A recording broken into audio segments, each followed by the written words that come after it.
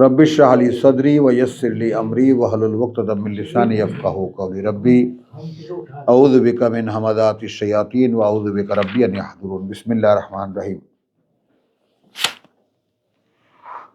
कुंतुम खैरा उम्मतिन उखरिजत लिन्नास।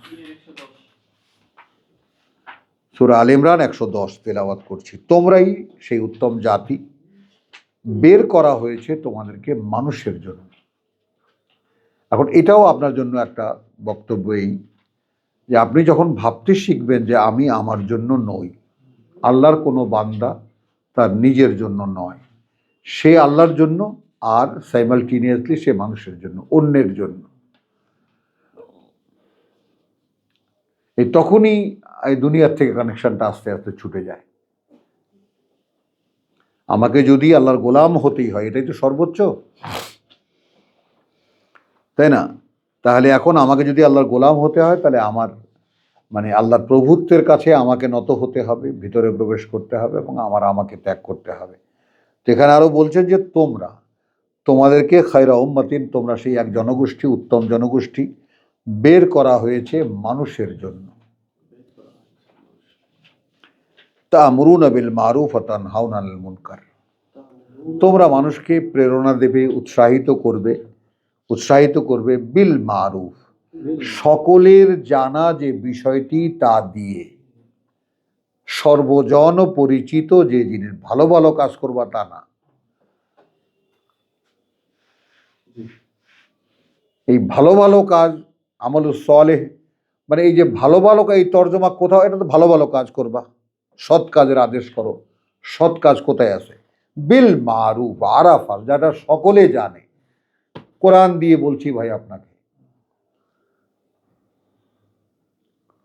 আর আমর মানে আদেশ, ওই জামাত ইসলামের শাসনে যেতে হবে, উলিল আমর হতে হবে, আদেশের মালিক হতে হবে। কে বলছে তোমাকে? আমর মানে কি খালি আদেশ?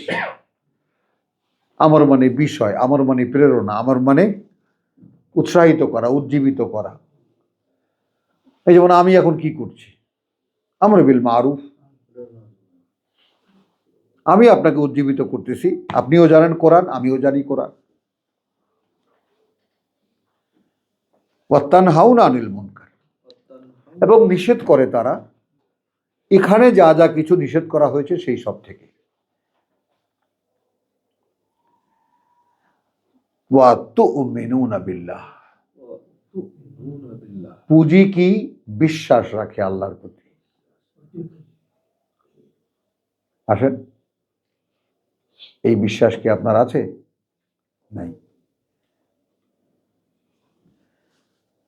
ওয়ালাউ আমানা আহলুল কিতাব, এমত অবস্থায় যদি বিশ্বাস আনত যারা কিতাবের দাবি করে, লাকানা খায়রান লাহুম, হতে পারত তাদের জন্য ও একটা সম্পদ, ভালো না, হ্যাঁ, পরকালে বিনিময় পাওয়ার জন্য। মিনহুমুল মুমিনুন, আছে ওদের মধ্যেও বিশ্বাসীরা। ওয়া আকসারুহুম ফাসিকুন, আল ফাসিকুন, এবং ওদের অধিকাংশই সেই মুখে মান্যতা, কর্মে আত্মপ্রতারণা। মুখে বলে মানি, কাজে লা ইয়াদুররুকুম ইল্লা আযান, কিছুতেই কোনো ক্ষতি করতে পারবে না তোমাদেরকে, তবে কষ্ট দিতে পারবে। এটা তুমি বিশ্বাস রাখবা, এটা যারা আমরা কোরআন নিয়ে হাঁটি তারা বিশ্বাস রাখবা। তোমার ক্ষতি কেউ করতে পারবে না, একটু কষ্ট দিতে পারবে। কথার কষ্ট, ঈমানের পরীক্ষা হবেই।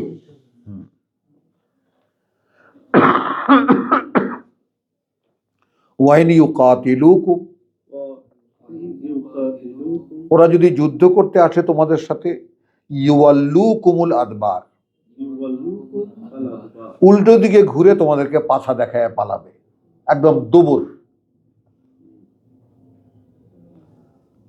সুম্মা লা ইউনসারুন, আর এরকম যদি উপর হয়ে পালায়, এরপরে অর্থাৎ চিহ্নিত হয়ে গেলে, এখনো তো তোমাদের সঙ্গে মিলেমিশে আছে, ঝগড়াটা লেগে গেলে যখন যুদ্ধ বেঁধে যাবে, তখন তো এই পক্ষ ওই পক্ষ হয়ে যাবে, আর এই পক্ষ ও পক্ষ হয়ে গেলেই তো তখন পালাবে যুদ্ধ লাগলে।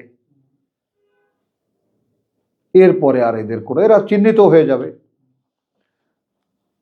এরপরে আর তাদের কোনো সাহায্য করা হবে না। হলো দুরিবাত আলাইহিমুজ জিল্লাতু আইনামা সুকিফু।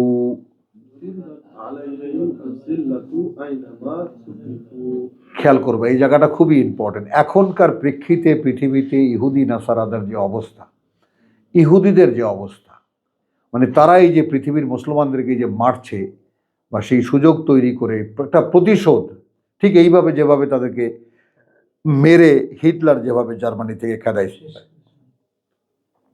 ওরা পারে না পৃথিবীর তাবৎ মানুষ মেরে ফেলে। যেমন এই প্রতিহিংসার যে ব্যাপারটা, হাসিনার বাপকে মারা হয়েছিল, এই বাঙালি কোনো আফসোস করেনি, এটা হাসিনা জানে, এবং তারই প্রতিশোধ সে নিতে চাইছিল জাতির কাছ থেকে। একদম ভিখারি বানিয়ে দিয়ে ইন্ডিয়ার হাতে তুলে দিয়ে চলে যাবে, এই ছিল তার প্ল্যান। আর লুটেরা বানাও, এরাই লুটবে, এরাই শাসন করবে, এরাই দেশটাকে রাখবে। ক্ষোভ এবং প্রতিহিংসা, তো ঠিক ইহুদিরা যেই আগুনে জ্বলছে, আর সেটা তো আল্লাহ একটা লিমিট দেন, এই পর্যন্ত যেতে পারবা, এরপরে আর পারবা না। দুরিবাত আলাইহিমুজ জিল্লাতু আইনামা সুকিফু ইল্লা বিহাবলি মিনাল্লাহি ওয়া হাবলি মিনান নাস। সেই যে তাদের ডায়াসপোরা হলো, তাদেরকে তাড়িয়ে দেওয়া হলো ঈসা আলাইহিস সালামের সেই 70 বছর পরে ফিলিস্তিন থেকে, সারা দুনিয়ায় তারা ছড়িয়ে পড়েছিল। কোথাও কোথাও তারা আল্লাহর আশ্রয় আল্লাহ দিয়েছেন, আচ্ছা ঠিক আছে, একটা নিরাপদ আশ্রয়। কোথাও কোথাও মানুষ তাদের কাছে, ভাই আসতো রিফিউজি, থাকো তোমরা শহরের এই পাশে। ওয়াবাউ বিগাদাবি মিনাল্লাহ, হ্যাঁ, এরপরেই ওয়াবাউ, যেহেতু তারা নিজেরাই টেনে নামিয়েছে ক্রোধ আল্লাহ থেকে। ওয়াদুরিবাত আলাইহিমুজ মাসকানা, এই কারণে আছড়ে পড়েছে তাদের উপরে, আঘাত এনেছে তাদের উপরে মানসিক দারিদ্রতা, যেইটা এখন মুসলমানদের।